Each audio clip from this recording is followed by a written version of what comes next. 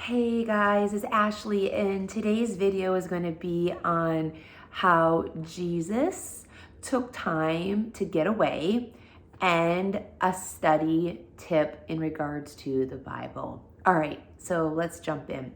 So I'm super excited to share this with you, and I'm going to actually process with you the main story that I came across this morning.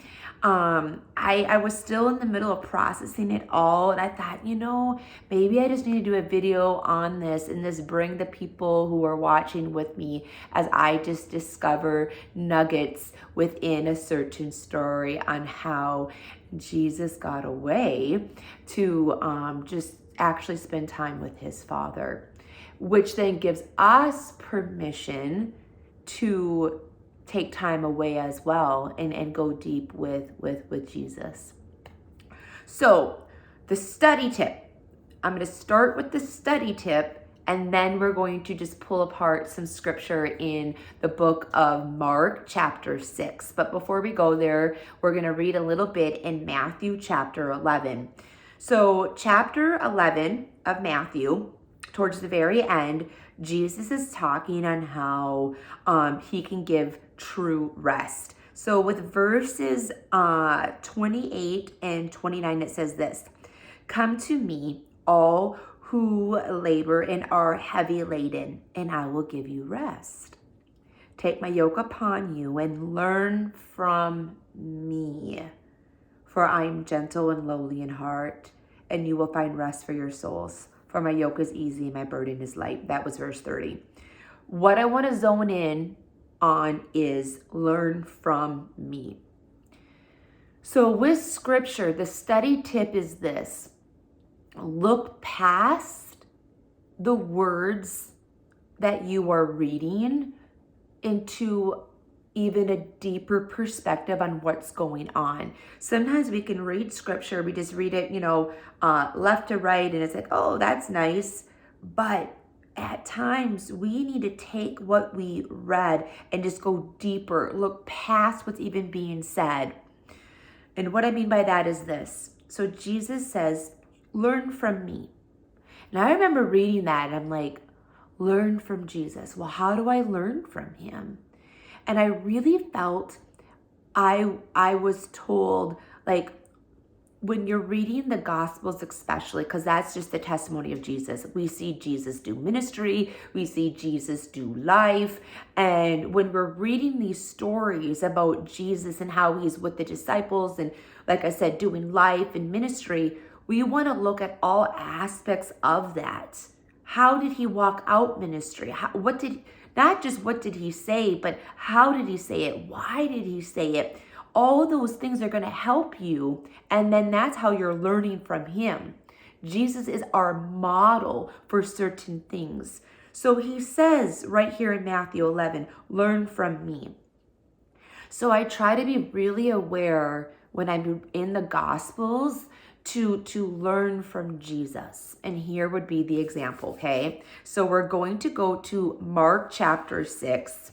We're going to read a story on how Jesus did take time away to be with the Father, but we're also going to learn from him and how we actually did that. So here we go. Mark 6, and it's going to be verses 30 through 52. And I'm probably going to skip over some of these scriptures just because of time, and you can go read this story on your own, which I would really encourage you to do.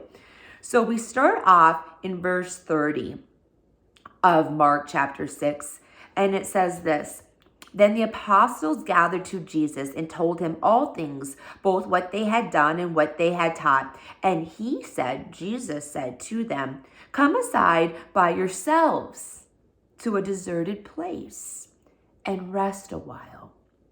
For there were many coming and going, and they did not even have time to eat. So they departed to a deserted place in the boat by themselves."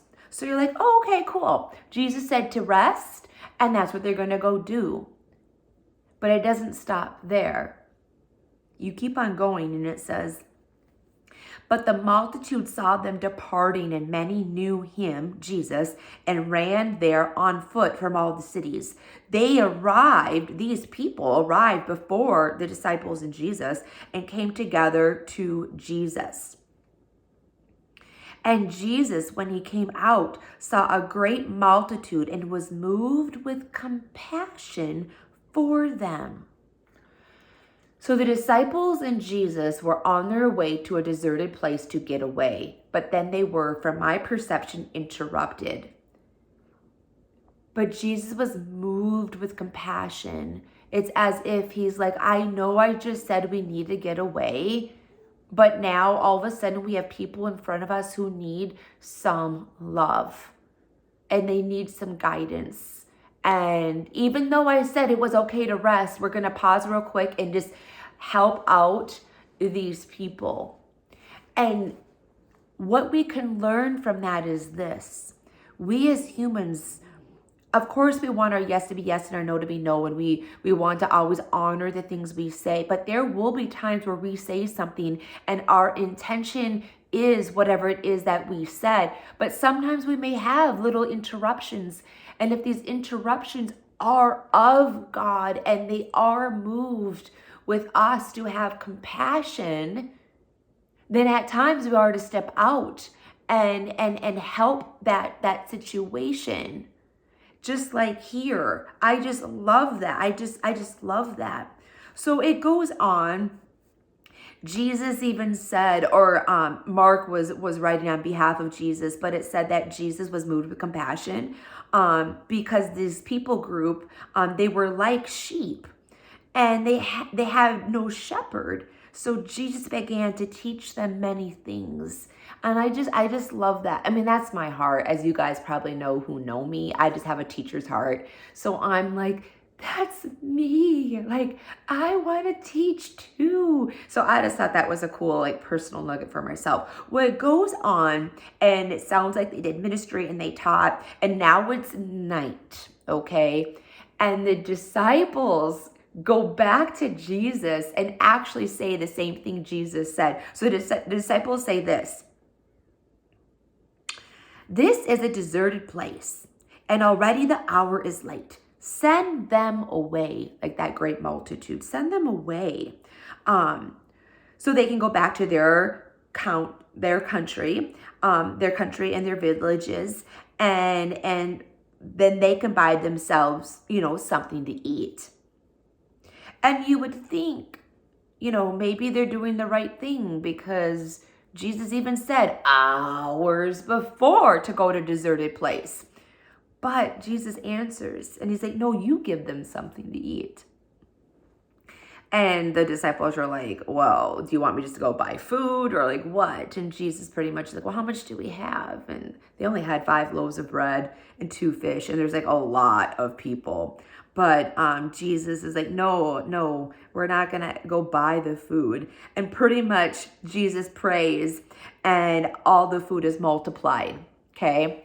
So then everyone gets to eat, and then they are told to go away and go back to wherever it was that they came from. But I think that's so interesting. Even on top of that, like, even though the disciples were tired, like, they were still to feed those that were in front of us. And at times we're going to have seasons where maybe we're really tired, but we still need to walk out whatever's in front of us. Now, there's going to be times where we got to set boundaries and we do say no. But then there's going to be also times where it's like, no, let's just go that extra mile. Let's love a little bit more, because eventually then rest will come. And that is what happened. So then Jesus himself, now I'm in verse 45. It says, immediately he made his disciples go into the boat and go before him to the other side of some weird word, Bethsaida, whatever. And while he sent the multitude away, wait, did he to the other side? While he sent, just pretty much, he sent, I get it. So he told the disciples to leave, and he told the multitude to go away. That was Jesus. And when he had sent them away, Jesus, departed to the mountain to pray. So now Jesus is getting that downtime, and the disciples, it appears their downtime is in the boat, which is fine. Sometimes our downtime is in different places. So they all did eventually get their rest. It just didn't come as soon as they thought, but now the rest came. And now this is really, really cool. This is so cool. So now we're going to see Jesus actually see a need, but he waits to meet that need. So at the very beginning of this story, he saw a need, the great multitude, and he met that need right away. And we're going to do that. But then there are times where we're going to see a need, but we don't go after that need right away. We just wait a little bit, and Jesus models it. Here we go. So we're in verse 47. Jesus is on the mountain. He is praying to the Father. He's, probably resting at times as well, filling up his cup. In verse 47, it says this. Now, when evening came, the boat was in the middle of the sea. So the disciples were in the boat, okay? And Jesus, was alone on the land. Then Jesus, saw them straining at rowing, for the wind was against them. Now, we don't know exactly what time that was, but it goes on and it says, now about the fourth watch of the night, he came to them. How I read it is that he didn't go to them right away. He saw them straining, but he's probably like, oh, okay, it's fine. Jesus, it sounds like he's continuing to pray and continuing to rest. And then at the fourth watch, then he went out and helped the disciples. And I did do a little research. The fourth watch was right there around 3 a.m. And so I just think that's cool because it then gives us permission. At times, there may be a need in front of us, but we need to be spirit-led. Do we go jump that need right away, or do we wait? In this case, it sounds like Jesus waited a little bit. And then, of course, he then went out. It says how he met with them. And then it ends with how the disciples, it says in verse 52, it says, for they, the disciples, had not understood about the loaves because their hearts were hardened. So now it's actually bringing us back a little bit to earlier that night and how the food was multiplied, but the disciples' hearts were actually hardened. And that's another whole story. That's another whole, we can go deep just in that, but we won't right now because of time. But I just wanted to point that out. You could maybe even go pray on that and just talk about, wow, what does a hardened heart do? And I think their hearts were probably also, they wanted to send the multitudes away. I also think the disciples wanted to send them away because their hearts were hardened. I don't know. I just feel like they were like, okay, enough is enough. Let them go away, whatever. But she's like, no, not yet. Not yet. We still have a little bit more to do. So anyways, I know I rambled because I kind of processed with you as I read the story, but I just wanted you to come with me in that revelation that I had. So in simplicity and in summary, Jesus, he did get away to spend time with his Father. And as he went to spend time with his Father, there was an interruption. He met that need because he was moved with compassion. He knew he needed to. And then he eventually did get the break. And even in that break, he had boundaries. He didn't go run out and help the disciples right away. At least that's how I'm interpreting it. He waited. He knew he needed to just, pray to the Lord. Then he met the disciples. And so that was a summary of just how Jesus got away.